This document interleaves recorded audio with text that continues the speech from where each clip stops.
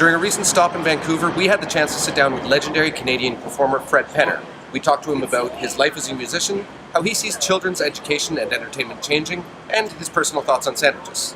Have a look. Perfect. Okay, Fred, thanks for taking the time today. Really appreciate it. Pleasure. I guess, we'll get right into it here. First, I want to ask you the most important question to me, because I believe that you are the world's foremost authority on sandwiches. And the internet's hottest take for probably the last year or two has been this question. I need to know. The burning question. All exactly. right. Okay, I'm with you. Is a hot dog a sandwich? Oh, there you go. There's a consideration here. Is a hot dog a sandwich? Well, technically, I suppose it is. It has its own name, its own style and definition. I personally would not refer to it as a sandwich, but I believe if we looked at what are the parameters of sandwich. The Earl may have had another question about that, or concern. Of course, maybe hot dogs weren't even invented back then. The early hot dogs. I don't know. So, yes, but not for me. Okay, perfect. In an interview earlier this year, you mentioned that you were exposed to an eclectic range of music and artists when you were growing up. Truly. Orchestra and your brother and sister, I guess, brought you into the rock in the 50s and 60s, and then you got into the folk music and stuff like that. Exactly. Do you make an attempt to keep up with today's genres and artists? Are you a big hip-hop fan? Well, I've got four children, and so they caught me up with a lot of the contemporary bands. So I knew about John Mayer before anybody else did. A few other smaller groups did, and Ryan Adams. And then my wife is a huge Beyonce fan, so her latest project came to me. So I still got that eclecticness. Yeah. I was going to say eclecticity. I don't think that's a word. It is exactly, and so it's still.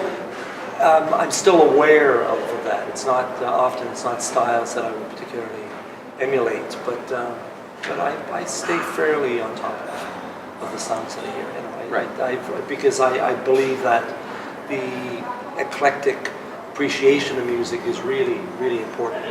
And back when I was listening to radio in the early days, in the 50s and all, one station would have the whole spectrum. You'd get from comedy to blues to rock to gospel on one radio station. I thought, well, that's great. That's what. Then you're feeding all the different parts of a human. Then all of a sudden it started to go. You've got all these blinders, and people are not learning that word of appreciation. So it's really important to me to stay on top of where style is going and the beautiful diversity of music. Absolutely, that's great.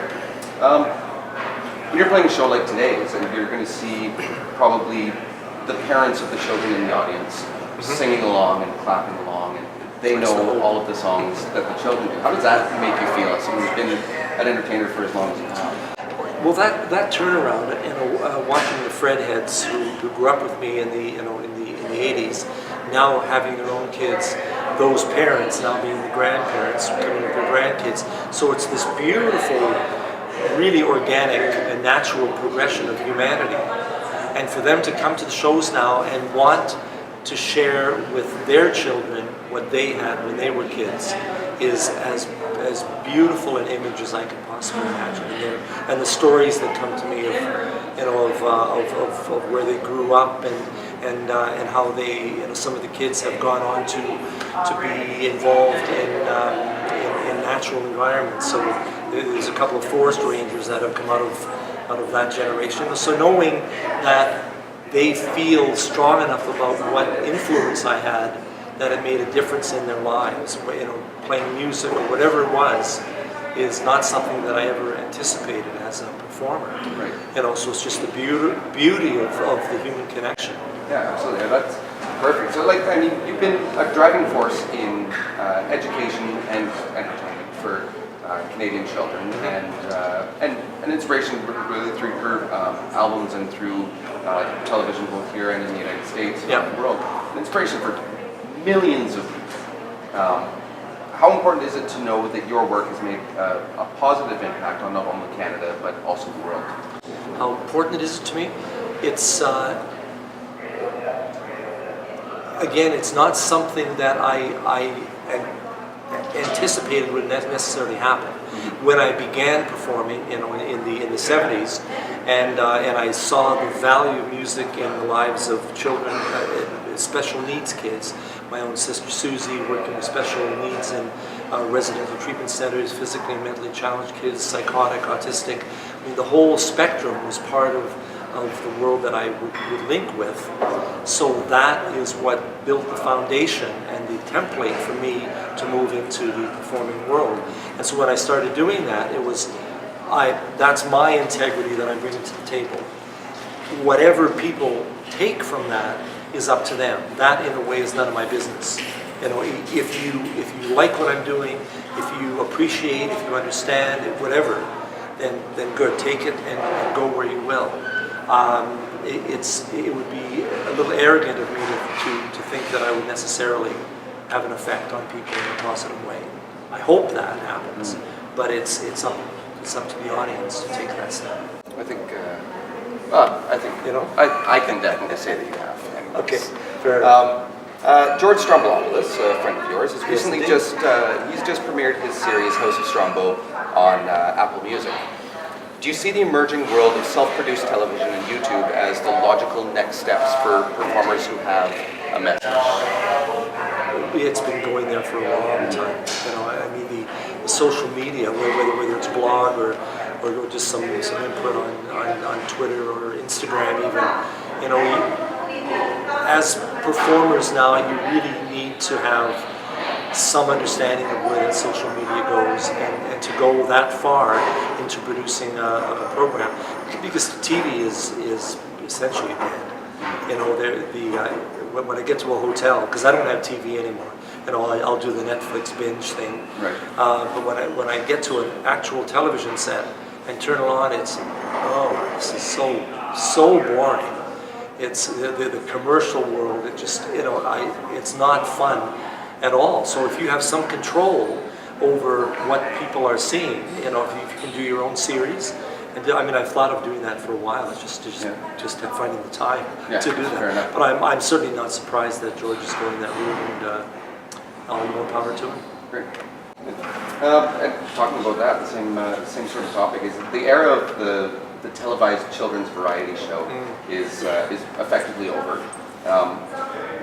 And for the most part, it's been replaced with animated characters and things along that line. Do you feel that children's educational programming has devolved over the past couple of decades? Yeah, no, I think they're missing a very critical thread here in what children. I mean, I can only come from my point of view, and I believe it's really important. For, you know, and I'm not dissing computer-generated animation and the rest of that, because it has a place and it's fun, and I enjoy watching it too, and the cartoon shows everywhere. But for a human being to get up in front of kids and say, "Have you thought about this? What do you want to do with that? Where's your life going?" It's a different perspective for a child to relate to another human being in that perspective. And I think that should be part of a child's development. You know, it's not just about, you know, emulating some animated character, and you can't be like that character because it's not real. So it is for me all about reality. It's about human, and that's why shows like today and generally my performing across the country and doing festivals, soft seat, it's a balance in a way to that animation and that non-realistic world. It's human to human. I've learned some skills. I play songs, I play guitar, I talk to the audience in a way, and I engage the audience from that point of view in questions and come along with me on this trip. Right. But it's the person talking to another person, which is critical in my world, and it needs to be, I feel, it needs to be addressed more in any kind of media presentation. Yeah, absolutely. when your show first started, was it hard for you to convince the producers or the network that that education and entertainment both had to be a part of that balance? Well, I was given the opportunity to do what I wanted to do, which was which would never happen nowadays. And the phone call came in the the mid '80s saying, "Hi, we've been watching your progress. Do you want to do a TV series to replace The Friendly Giant?" Well, sure. How do I do that? Big shoes to fill. Yeah, really, exactly. and they said, "Well, what would you like?" And so as I do when I'm creating, I went to my roots, to my beginning, to things that had value and importance to me, and particularly a quiet space. I remember having corners of my house or backyard where I would just chill, go there and it was, I'm with my own thoughts, I'm in my world. So creating an environment like Fred Penna's place where it's across a field, it's a journey, it's not just open the door and come on in. It is a journey to get here, and then finally crawling in through the log made it feel even more intimate in a way and personal. So that was really important to me. And I'm losing track. What was the question again? Just if it was difficult to convince them that education and entertainment needed to be a part. No, they were very much onto the value of education within the series, messages along the way without being too didactic at all. The word bird certainly had a literary quality to it. The parts that I did have some battles with were the silliness, the silly factor that some of the writers wanted me to get into in the performance. Doing things that I just felt, no, that's not what I as a human being would do. I do not condescend. I talk directly to the camera. I don't put on silly voices and trying to, hey, come on, there's nothing, I don't feel there's anything silly. Funny, perhaps. Enjoyable, certainly. Educational, yes. But silly, no. So I had to sort of play with, that particular scene, or this what you want me to do is not how I would approach things. So I had to, massage that, excuse me, a little bit along the way. Right.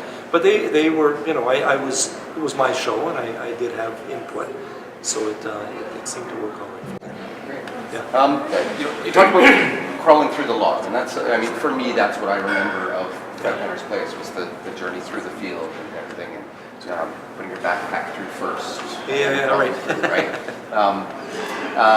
Do you think now that with kids, every kid has an iPad or some sort of digital entertainment and stuff like that, do you think that it makes it that less kids are going to find those logs to crawl through, or is this just a different way to find their happy place? No, that's a tough question, because I do, as much as I am, trapped in the iPhone and computer world, for my work, I need to be there. I do think that parents need to create time for their kids to put that down and go outside and actually, look at a tree and smell a flower and just understand what nature is. I mean, you can get some great information and learn about things through your technology, but being in nature, there's no substitute for that. And I think that's turning around. I think people are realizing that this is an opportunity that we have in our life to be with the natural environment. And with all of the talk about environmental issues, well, that doesn't come from here. That comes to paying attention to the surroundings, what's around you. So yes, I do think that the technology is blocking some of the natural appreciation of life, and that does need to change. Great. In April 2016, a story came out of Winnipeg about a neighbor that called Child Protective Services on a mother who was letting her children play unsupervised in a fenced-in yard. How do you feel about the way that society's going in these? Oh, well, our innocence is lost. I mean, that is tragic. The 9/11 and how all of that evolved, I don't know, where people feel empowered, or where the negative feelings that a person has, the anger, the aggression, where they're allowing it to come out and be part of the worst. The worst of the worst comes into the world now. You have to protect your kids. That's the bottom line. You must do that. I mean, a fenced-in yard, yeah. You know, you can't just say, when I'm in the 50s, I'm growing up, it's get out of here, you know, here's your breakfast, go play, be back for lunch, you know, that's, yeah. And that's the way, if there's any shoulds. I wish it was like that, but there are just too many stories of the sickness and perversion in the world that throws things into that negative path. There's nothing you can do about it. Yeah. So creating environments, safe environments, and that's easy enough to do, I think. You know, playgrounds that are supervised. Yeah. Right now, who do you think is doing the most to reach out and inspire Canadian children today?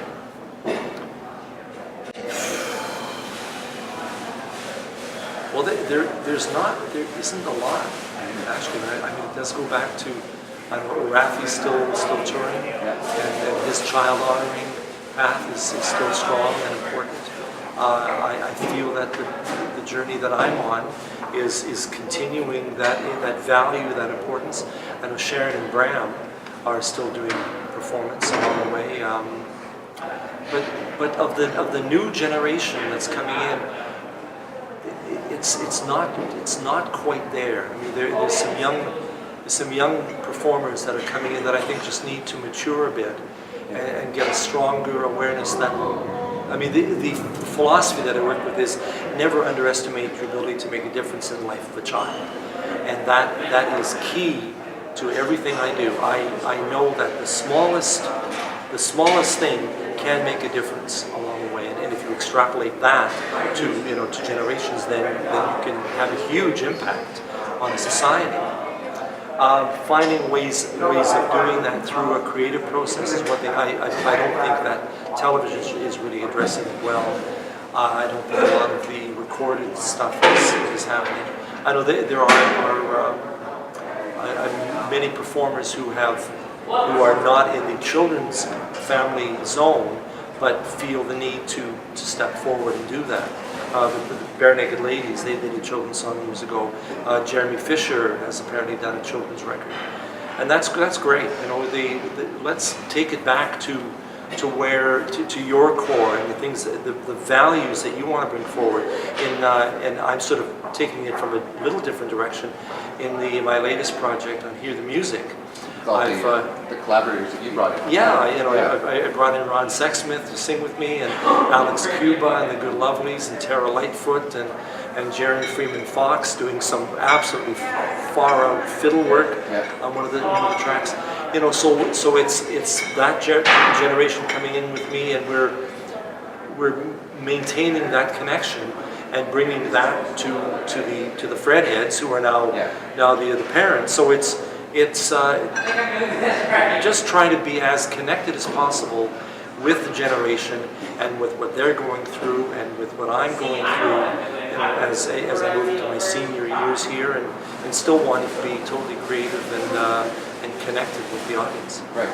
And speaking of your new album, Hear the Music, it's your 13th studio album, which is amazing. When you were recording The Cat Came Back in 1979, did you ever have this idea that this many years later you'd still be not only performing but still producing original work and being nominated for the Canadian Folk Music Awards next month? Yeah, exactly. That's not something that I don't think any performer necessarily can be assured of.